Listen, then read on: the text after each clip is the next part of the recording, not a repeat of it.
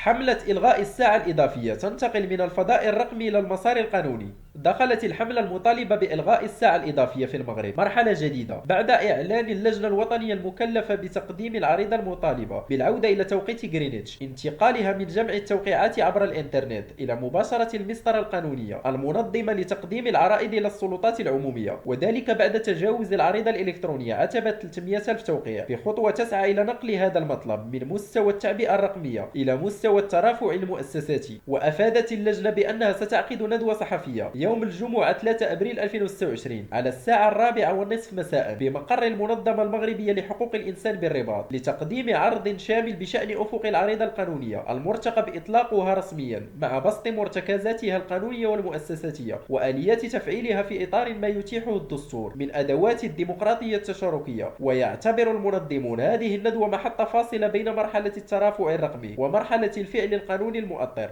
وترى اللجنة وفق بلاغ أن الزخم الذي رافق العريضة الإلكترونية لا يعكس فقط اتساع دائرة الرافضين للإبقاء على الساعة الإضافية، بل يكشف أيضا انتقال هذا الملف من مطلب ظرفي موسمي إلى قضية رأي عام ذات امتدادات اجتماعية ونفسية واقتصادية. ويعني ذلك عمليا أن المبادرة لم تعد تراهن فقط على الضغط الرمزي الذي توفره شبكات التواصل، بل تتجه إلى استعمال الآليات القانونية التي يتيحها التنظيم الدستوري للمشاركة المواطنة. ومن الناحية القانونية لا يكفي حجم التوقيعات الإلكترونية وحده لكي تترتب عنه آثار مباشرة على القرار العمومي، لأن القانون التنظيمي رقم 44/14 يربط قبول العريضة بجملة من الشروط الشكلية والموضوعية. فالعريضة المقدمة إلى رئيس الحكومة يجب أن تدعم بلائحة لا يقل عدد الموقعين فيها عن 4000 من المواطنين والمواطنات، على أن يكونوا متمتعين بحقوقهم المدنية والسياسية ومقيدين في اللوائح الانتخابية العامة، مع تضمين أرقام بطائقهم الوطنية وتاريخ انتهاء صلاحيتها. كما يتعين أن يتولى المبادرة أصحاب عريضة يشكلون لجنة لتقديمها مكونة من 5 أعضاء على الأقل.